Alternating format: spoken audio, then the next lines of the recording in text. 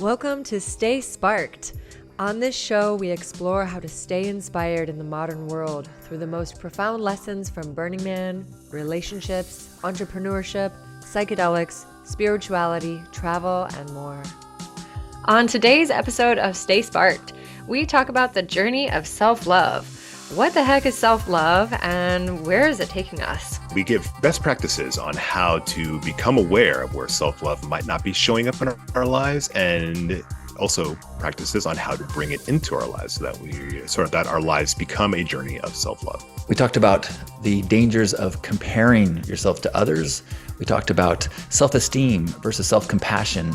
And we talked about the ongoing journey to finding worth in yourself no matter what. Enjoy the episode. Welcome to Stay Sparked. We are three friends here to share conversations aimed to inspire and light you up.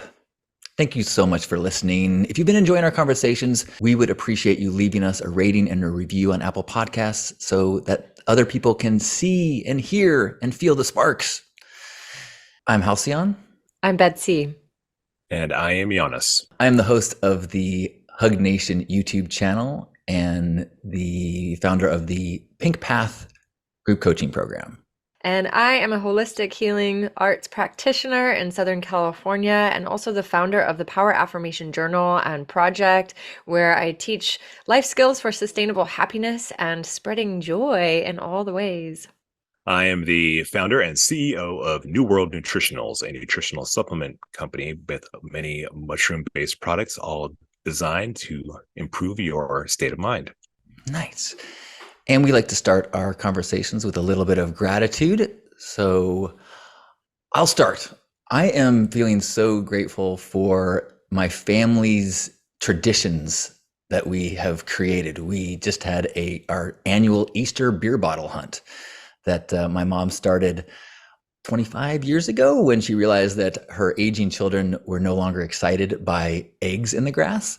So she started hiding beer bottles, craft beers in the yard, and would make like a 6-pack holder and put fake grass in it. So the family goes around with 6-pack holders and finds beer bottles. And we've been doing it for decades now. And some people have alcohol, some people don't. When my grandpa was alive, we used to hide bottles of Ensure for him.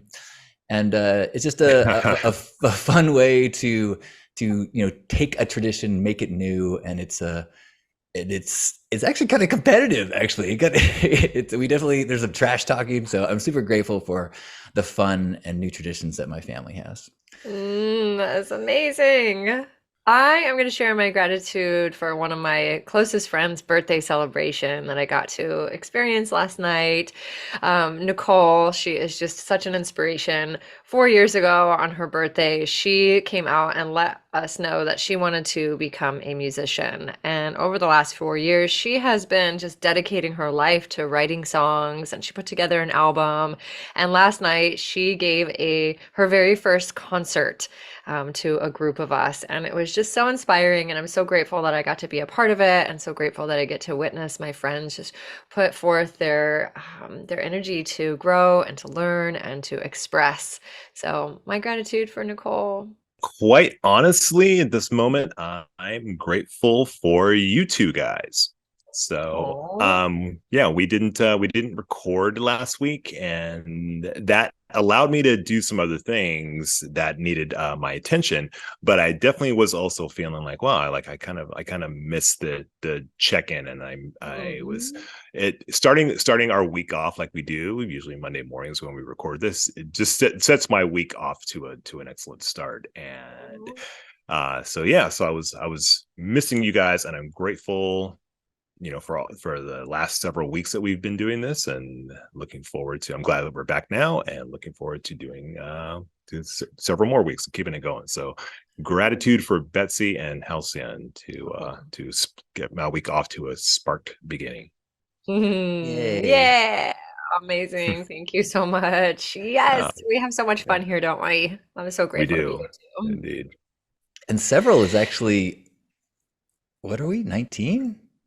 This is episode 19, and thanks to all of 19. you guys out there listening, because we probably wouldn't maybe have slowed down if we didn't get the feedback we've been getting. So all of you guys out there that have been messaging us and saying that you're enjoying these conversations has really been fuel for our inspiration to keep putting these out there and keep showing up. So thank you guys for listening. This is so fun for us, and it just keeps getting better.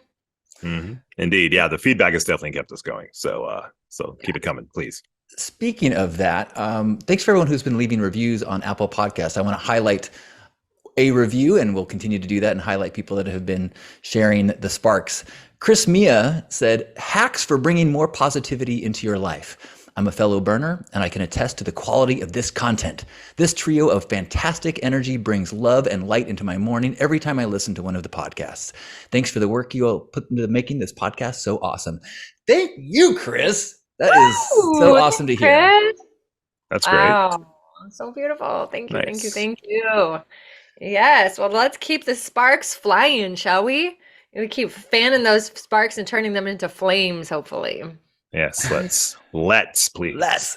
Well, today the topic that we wanted to address and dig into is the journey of self-love, or the quest of self-love, and that is something that I think has become something that people talk about a lot now. Like, you need to love yourself before you love others, and maybe we can even talk about how true that might be.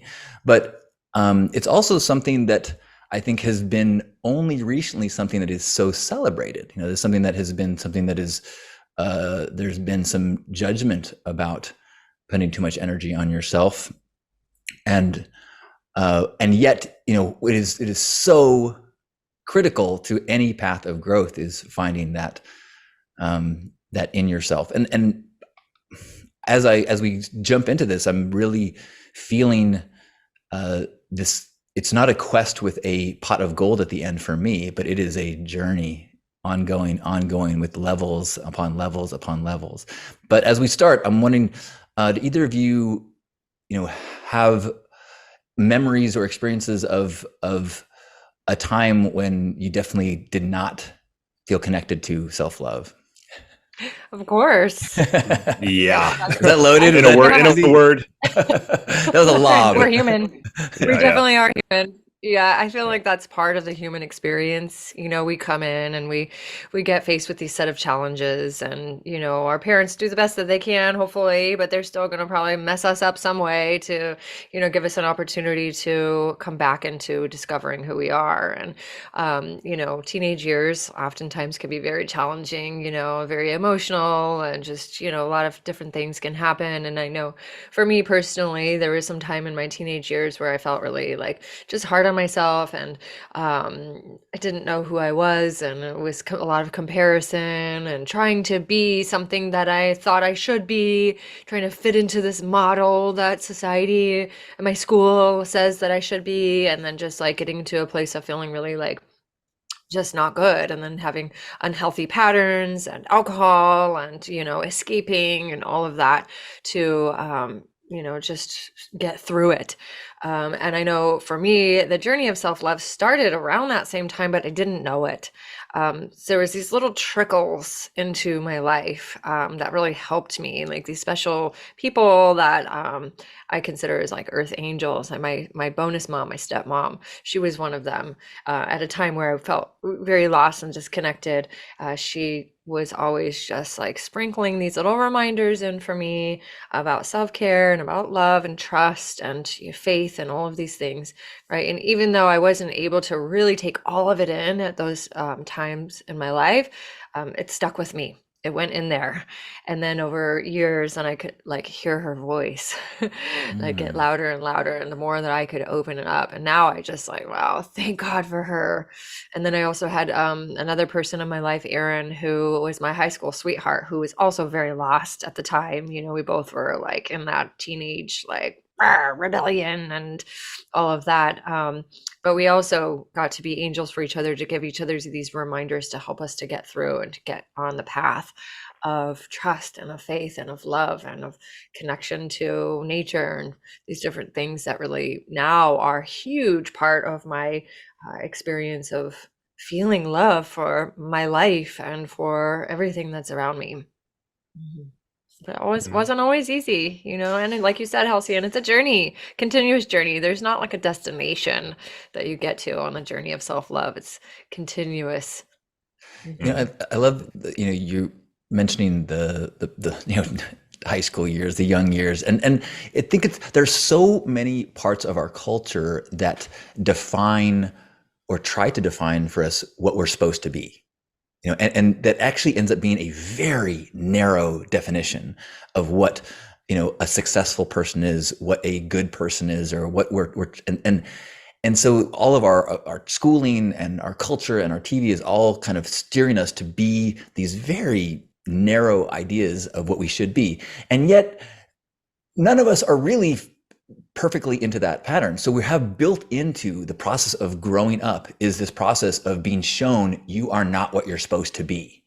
And so you have to then spend the rest of your life going, wait, how did I get this belief that came from the outside that has been telling me that I'm not what I should be? And so it takes at least as well, I won't say at least as long. It is a massive undertaking to dismantle that system that has been so densely put upon you that you believe that to be your truth. So to me, the path of self-love is one of chipping away all of the stuff that has tricked you into believing that you're not enough. Mhm. Yeah. Mm. Yeah. Well, it's been said that happiness is not a destination, it is a means of travel. And I think the same thing could be said about self-love. Like it's not at this place that you arrive at. It is a journey that you embark on. It's part of life's journey. And it's dense, like as you say, Halcyon, I think, because it starts at a very early age. And like Betsy says, our parents, they do the best they can. They do the best they can with the tools they have. And so um that said, when our brains are super malleable, when we're super young, below the age of 10, even the age of 5, like and it's been said that the adult's childhood voice becomes the child's inner voice when they become an adult. And whether we get this message from our parents or older family members or friends or our schoolmates, our teachers, anytime we get that message early on that like we're not enough or that we're not good enough or things like that, it's dense because our brains are so like plastic at that time. It's super easy to imprint those messages on us, and it could take a lifetime to unravel that and unpack that. And it comes out in really interesting ways where, like Halcyon, you asked earlier, if we had moments of that, like when we feel like we're like working with that self-love piece. Even a few years back, I every other year, like how Facebook has the birthday message, like you can leave messages for people's like on their Facebook messages like happy birthday. I would actually deactivate my account the day before so that I couldn't get those messages on my birthday, because I didn't want to be inundated with like all these people I had to respond to because I was so popular at the time. And I would get like a couple hundred email messages or Facebook posts on my wall that I felt obligated to respond to. So I would just deactivate my account so I couldn't get those. And then I would like fire it up the next day and be like, oh, fine. And then it actually, after doing that like twice, I stopped and was like, why am I really doing this? Is there resistance to like be allowing myself to be loved up by my friends? What is that about? And if framing it in such a way like I just couldn't be bothered with all the love my friends wanted to shower upon me, uh kind of spoke to a piece about that deserving piece. And maybe I don't really deserve this piece. That was like the baseline for this whole process. And then finally was like, nah, I'm gonna allow my friends the opportunity to love me up. I'm gonna receive that, and I'm gonna really open myself to that, and got some really good things out of that. Of course, you like, kind of are able to like, oh, I haven't heard from that person in a while, and like, oh, like you just kind of reestablish these connections. And so we gotta really kind of be on point to watch out how these aspects or this lack of self-love in our life kind of, presents itself or unfolds in that. So it's difficult to unpack, but it's part of the process. Tricky. It's a tricky little like mechanisms that we put in there, right? It's such a powerful example. And that's really amazing that you were able to see and check in with yourself. Why am I actually doing that? And to be able to see that you can maybe open up to receive a little bit more. And that's really a beautiful reminder too, and a spark around when we're blocked to receive love from others. If we can see that, like, if somebody's gives you a compliment and you're like close off and it's really hard to receive that compliment, where does that come from?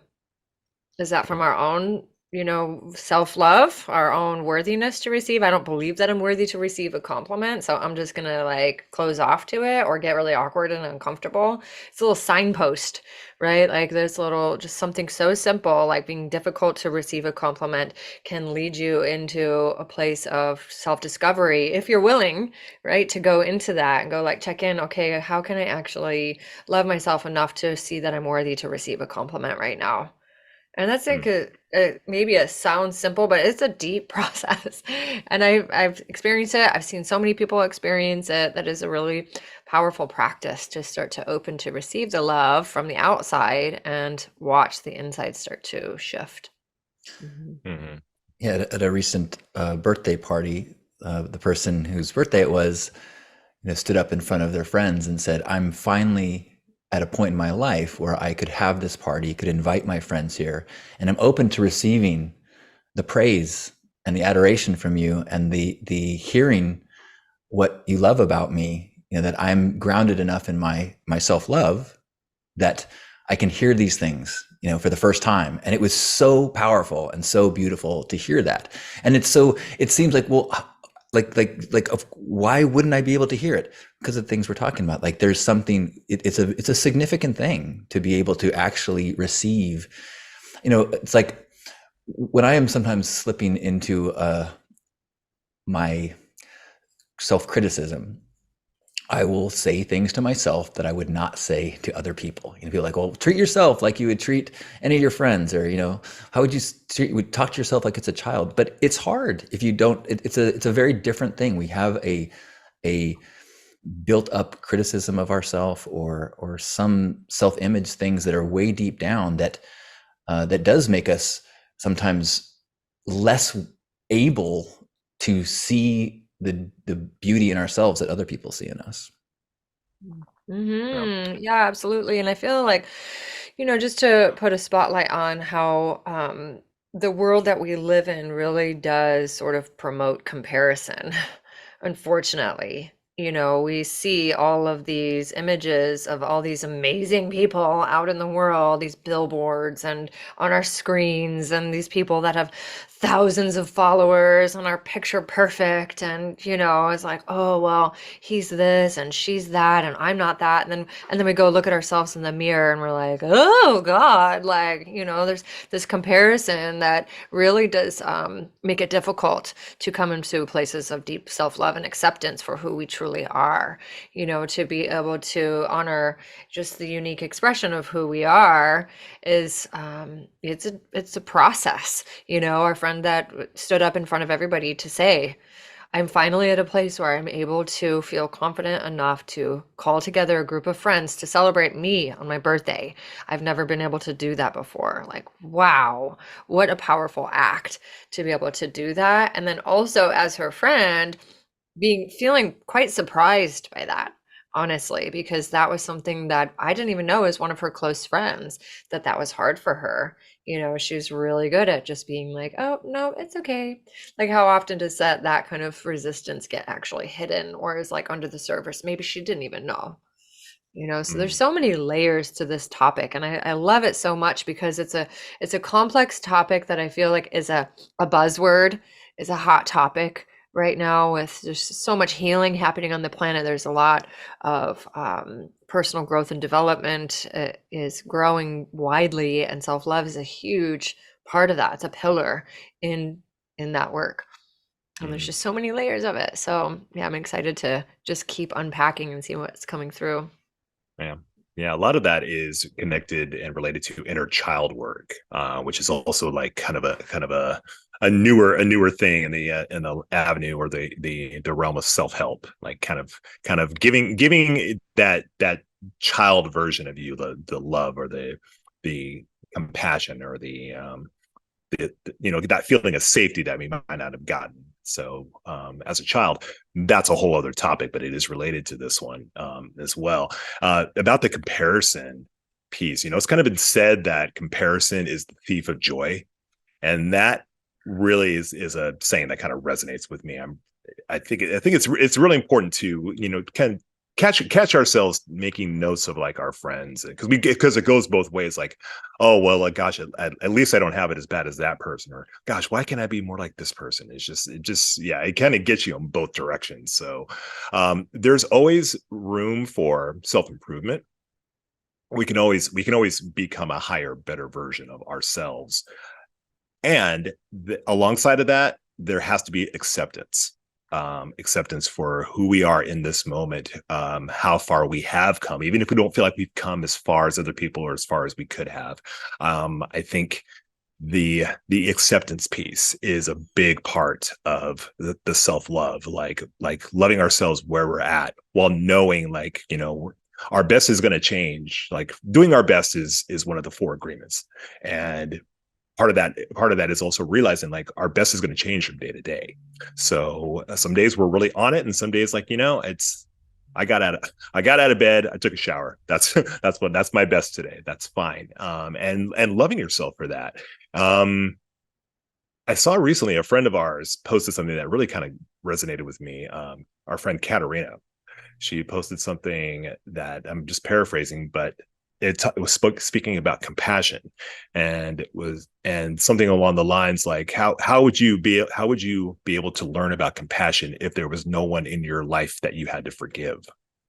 So these these incidents of people who did us wrong, or the idea that we have to express compassion towards ourselves and to forgive ourselves for not showing up in our highest or our best. And it's easy. And I had definitely had a part of my journey that was of my own. Part of my own journey was to accept and forgive myself for how I had shown up as a youth and as a young adult, not in my highest, not in my best. I had a lot to overcome early in life, and it took me longer than I would have liked, and longer than it would take other people. There's that comparison piece again. So but that journey of self-love, compassion and self-compassion, self-forgiveness is a large part of that. So it's important to be able to recognize that, see where that can be applied, and like love ourselves up first. And then allowing our friends to love us up is great, and we have to love ourselves up as well. Amen to that.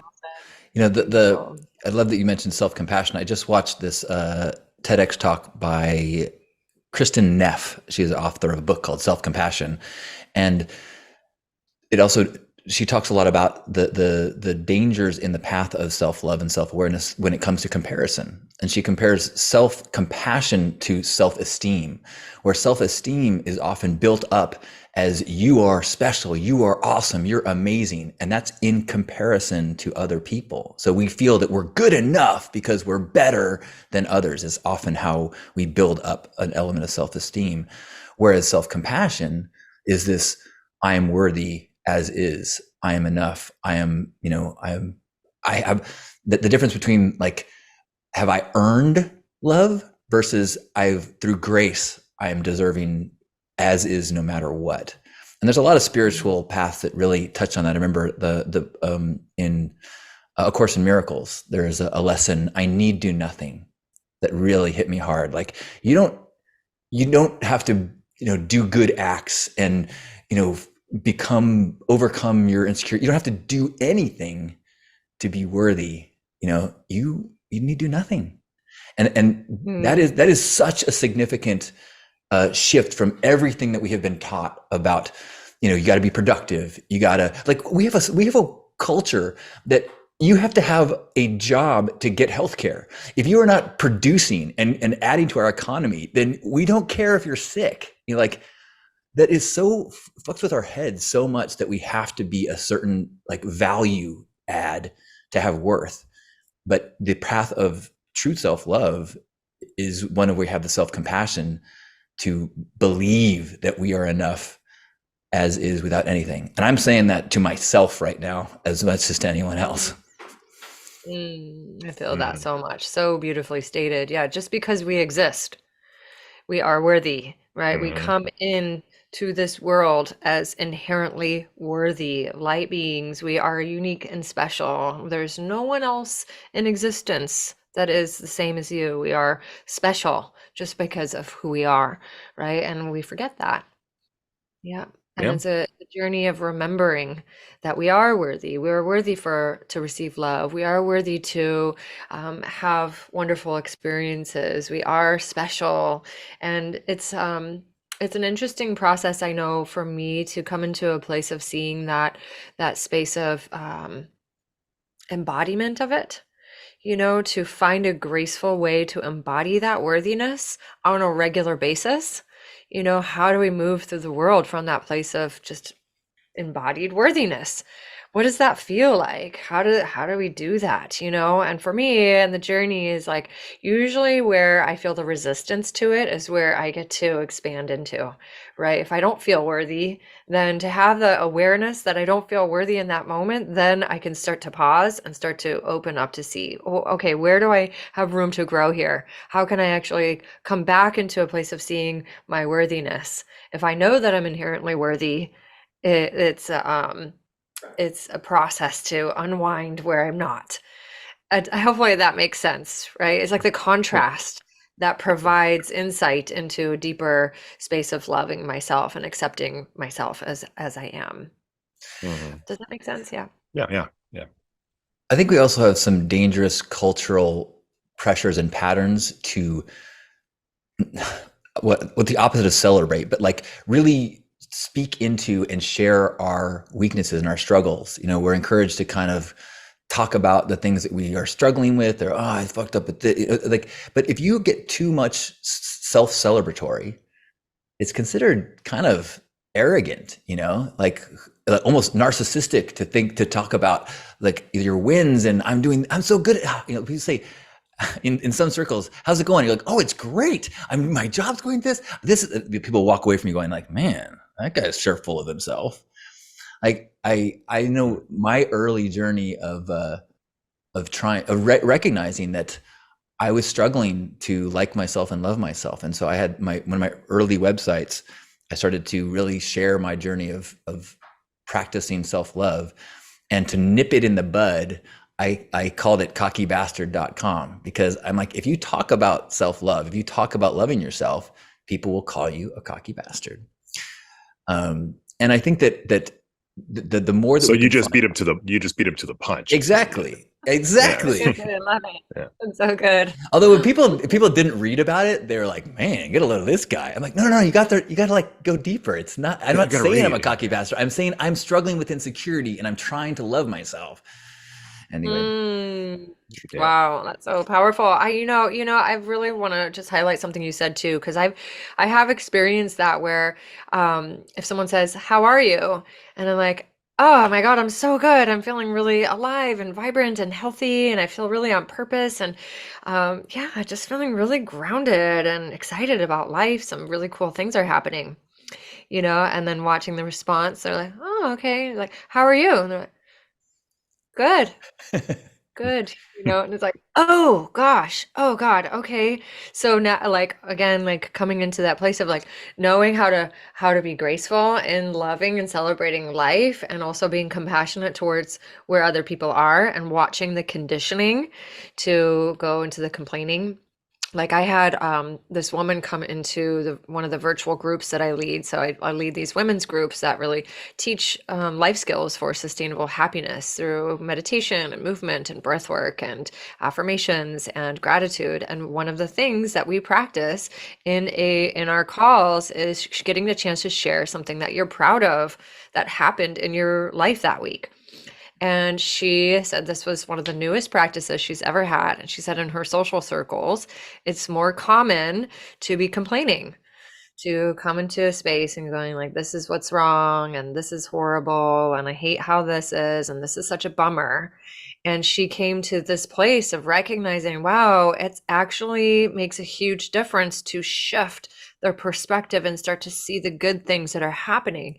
And then once she started to cultivate that in our virtual group, then she started to bring that into her friend group, and things started to change. She started to be a catalyst for the conversation to shift in these small but profound ways, right? Gratitude is a perfect example. How do we start to look through the lens of gratitude and start to shift the frequency of conversation, right? And if we're going to be spending time with people that want to stay in the complaining zone, then we have a choice on how we want to spend time. If we want to spend more time with those people, like, okay, then you're going to just have to surrender to that, or maybe find some new people to spend some time with, or find ways to be able to shift the conversation to something that's a little more uplifting and really coming from that place of authentic gratitude and seeing through that lens. Yeah. Yeah. That's the idea of self-care, and self-love starts with self-care. Honestly, it's, really being aware of like your self-talk, this constant like complaining or this focus on the negative. It's like, okay, first things first, those things are going to happen. You don't necessarily have to just dump it, even like that's talking about it to yourself. The idea of what you focus on expands. So the stuff that I might have some negative stuff going on in my life, and I may or may not share that with you, but I'm definitely going to share with you guys like what's awesome in my life, and just kind of speak that out. And that definitely puts the good stuff out there, and my appreciation and gratitude for that good stuff. Gratitude is one of those things, like you do it because it feels good, but the fringe benefit is that gratitude gives you more things to be grateful for. This is like spiritual woo-woo, like 101. Just kind of what you focus on expands. It's real. I think It's that's our it's next real and it topic. That's works. going to be our next topic. Spiritual woo, practical Spiritual woo. woo. Practical woo. Yes, we got our next topic. So, but yeah, it starts with that, and the idea of self-care. And this is a thing for men. I think women are definitely, I think, a little bit better at that. But for men, with self-care is like keeping your place nice, keeping your place clean. Also, keeping yourself like well groomed, and keeping yourself moisturized, and all these good practices, these things that make you feel good. Like men are like, men are told like, no, you don't put anything on your skin or lotion. That's for women. It's like, no, take care of yourself. Like you get a Q-tip in your ears sometimes.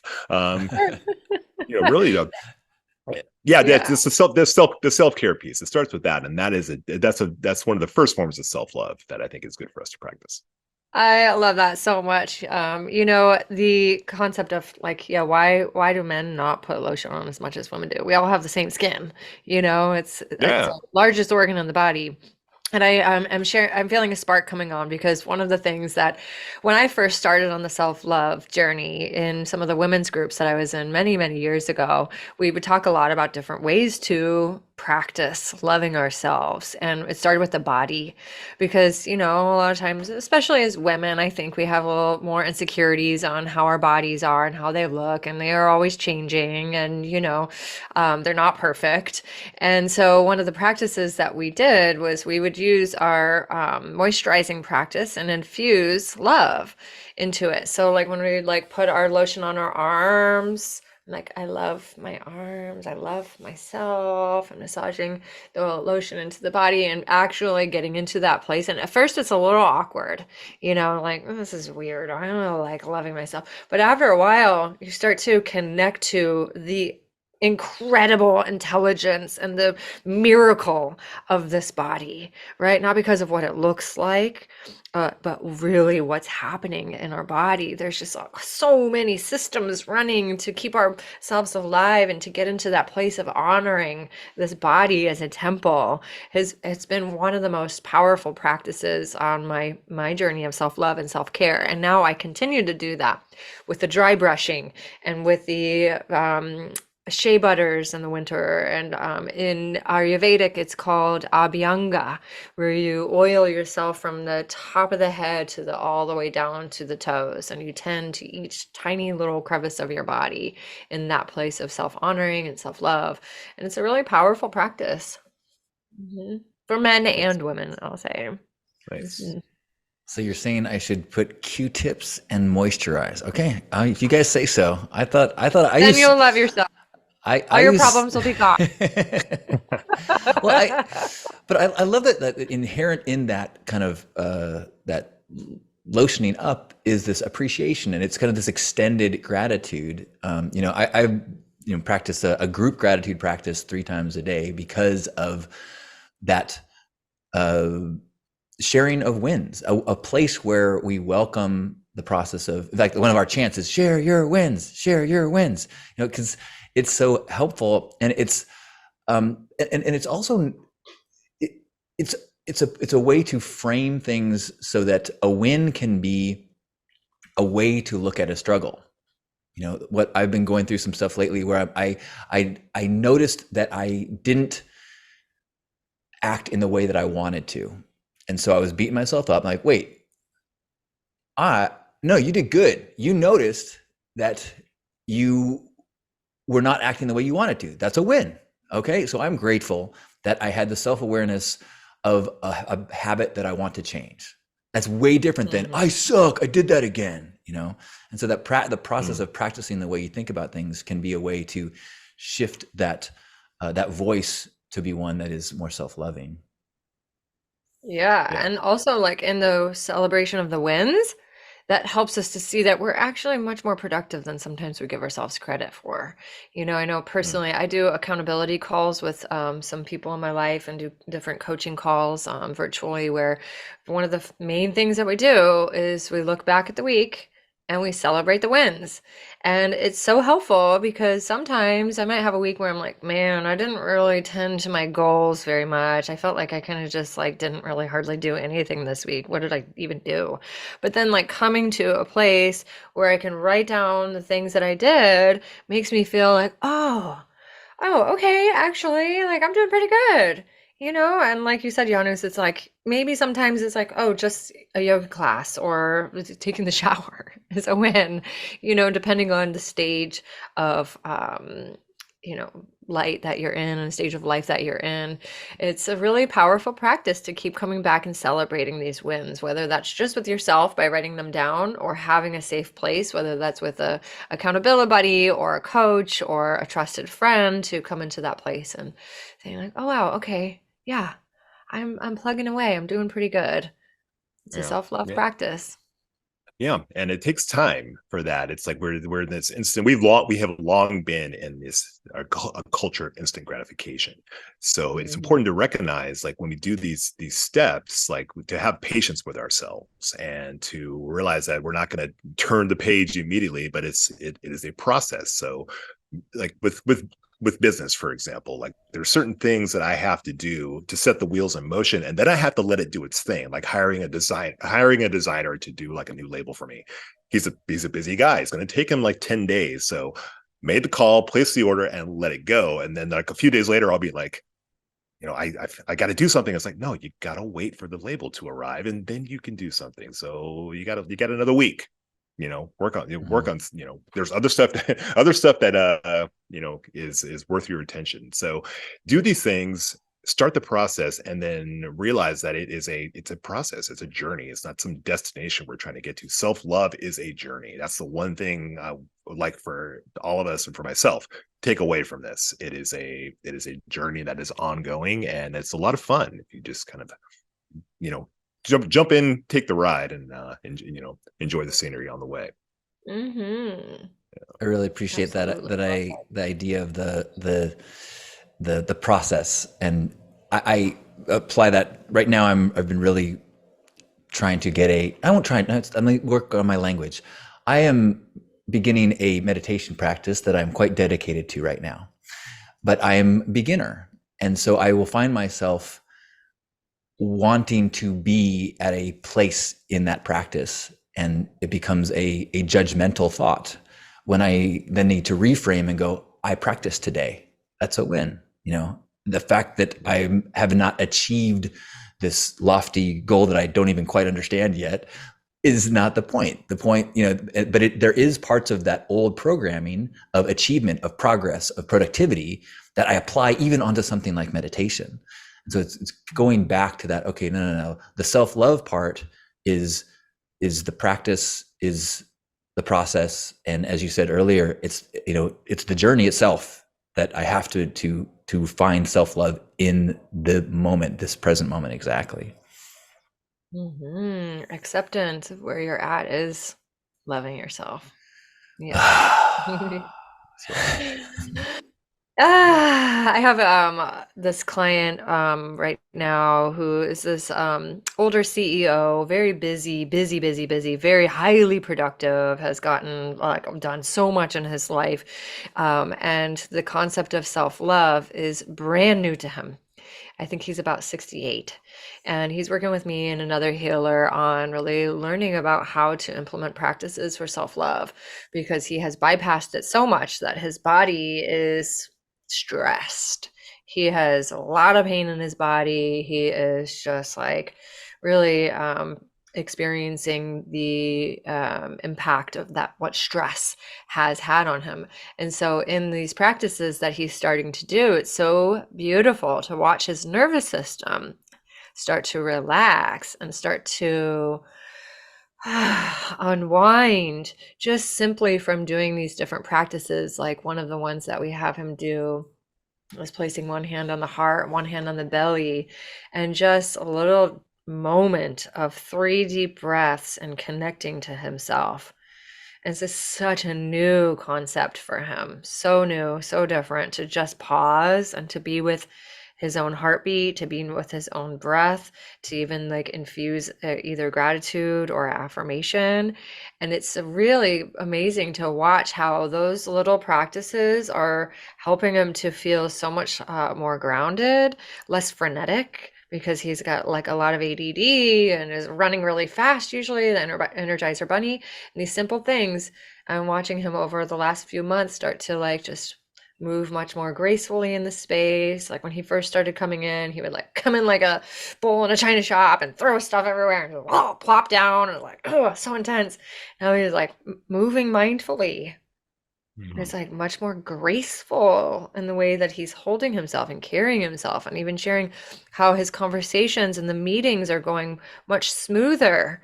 And it's amazing to just slow down, check in, connect with yourself. I'll just share about this other practice.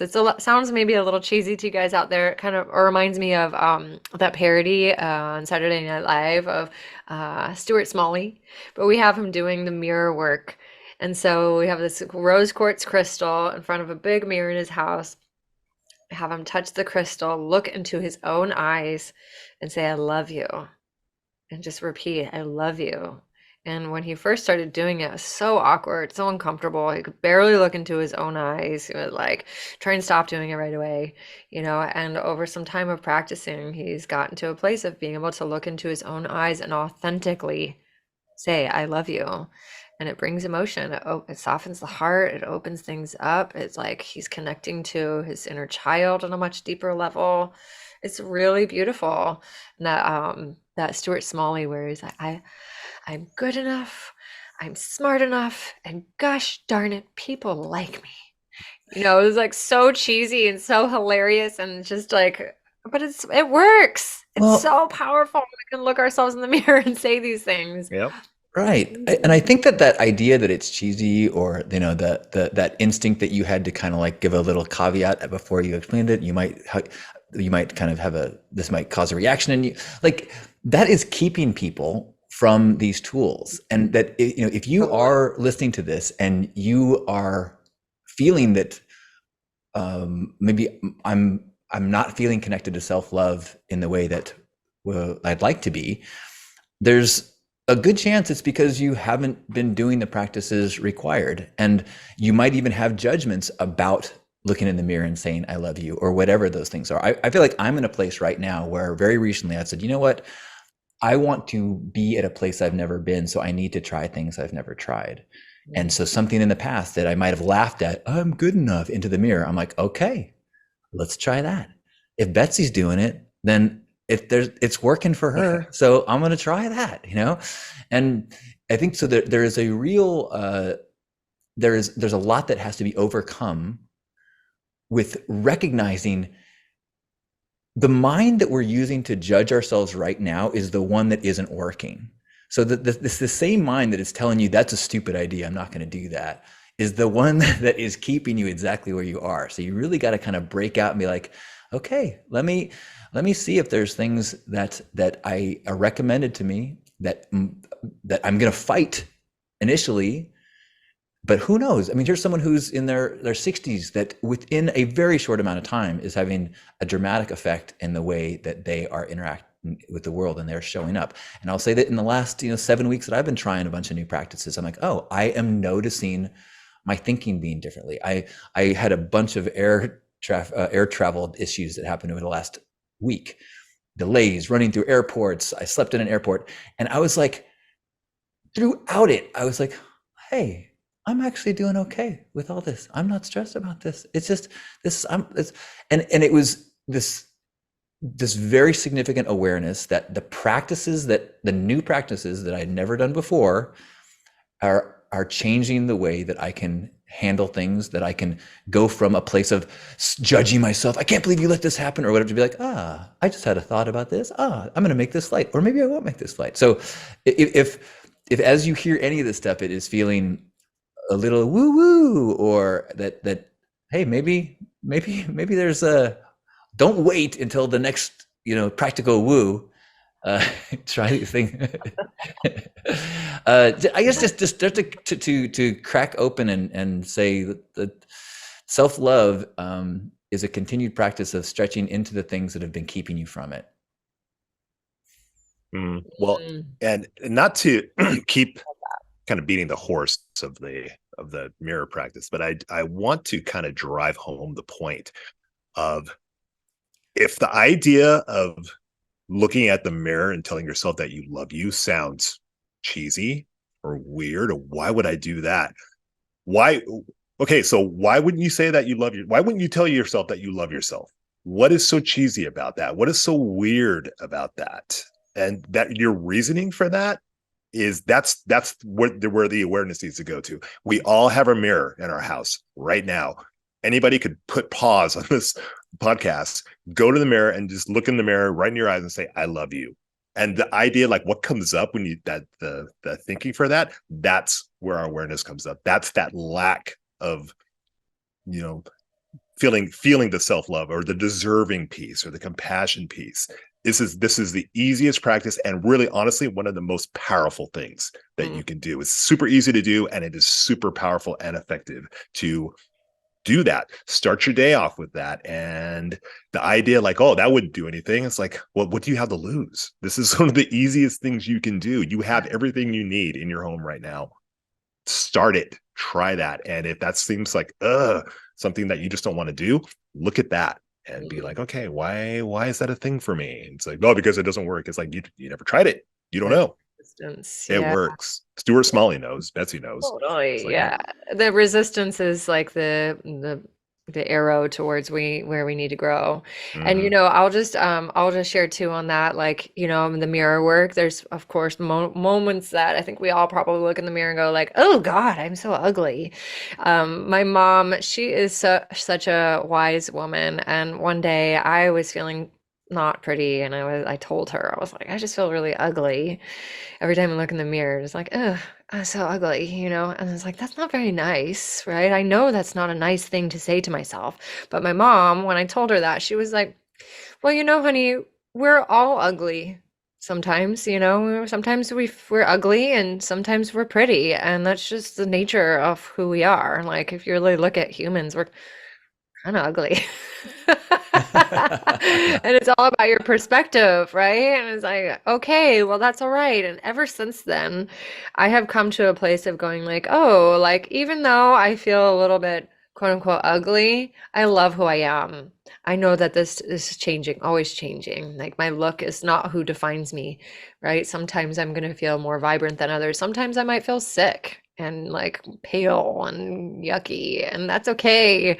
I know that this body is always changing. And so to love myself through those moments of self-doubt or not feeling the best is like it can go really deep. So I'll share that that's my spark. I think we'll close it up, yeah, with some closing sparks here is to just continue to find ways to love and accept all the parts of who we are, and recognizing that this is a journey of loving even those parts that are hard on ourselves, and loving the self-doubt, and loving the ugly parts, and learning how to practice loving those parts, whether that is through self-care practices with shea butters and lotions, or the mirror work. These are continuous tending to, right? It's like we dust our shelves, we clean out our fridge, we are tending to these things in our environments. It's like continuously tending to the ways that we can love ourselves. That's my closing spark. Nice. And yeah, piggybacking off that is and I was took you took a few things I was going to say and suggest, but to kind of frame all that is, you don't do this all at once. Like you can't eat an elephant in one bite. Like you have to start with a small practice. It could be this, just polishing your mirror, cleaning your mirror, because it's easy for toothpaste and stuff to go flicking on your mirror in the bathroom. Just clean your mirror. That's that, if that's all you do today, that's fine. You get to see yourself clearly. And the idea of like taking care of our body, and taking care of our place, and then making a point of kind of checking in on your friends. It's like this, it's something that I kind of do on occasion. I kind of ebb and flow with it, but the way I like to show up for myself, because I do it for myself, is to check in on my friends who I maybe haven't had heard from, because it's easy that we only really check in with our friends when we're planning something with them, or when we want something from them. It is actually somewhat rare, even in our like super like loving community, to just like call and be like, "Hey, Halcyon, how are you doing?" No, that's the only reason I'm calling. How you doing? Da, da, da, da. And I'm just like checking in with your friends, and check in with a friend who I haven't heard from, and just to be like somebody you've been curious about. That is, kind of being the spark you want to see in the world. Is kind of doing a check-in with our friends, and showing them that we think about them, that we care about them, that we love them, and we're thinking about them. That feels good. And that's kind of an aspect of, yes, I love myself, I love my friends, and I'm the kind of person who loves my friends. I feel good about that. That helps me to feel good. So it's the idea of that there's no such thing as true altruism. We do everything because it makes us feel good. But there's nothing wrong with that. That's like, in fact, that's the best reason to do something, is because it makes you feel good. So I'm calling you this weekend. Yay. I like that. I like the sound of that. I want to end with a quote by Ram Dass that keeps popping in my head as we're talking. He said, when you go out into the woods and you look at trees, you see all these different trees, and some of them are bent. You sort of understand that it didn't get enough light, and so it turned that way. And you don't get all emotional about it. You just allow it. The minute you get near humans, you lose all that. And you're constantly saying, you are to this, or I'm to this. That judgment mind comes in. And so I practice turning people into trees, which means appreciating them just the way they are. I think that goes to ourselves. And if I spent a lot of time with a big tree recently, and I really had this significant shift where I was like, I think a part of me is holding on to the idea that I'm a young sapling, and I'm turning it into a beautiful, wise old tree. And so I gotta love this beautiful old tree. And it's bent in certain places, and it's got some bark that's got rubbed off in some places. And that's what makes a tree beautiful. So finding a way to love ourselves as beautiful trees is that's the journey. Indeed.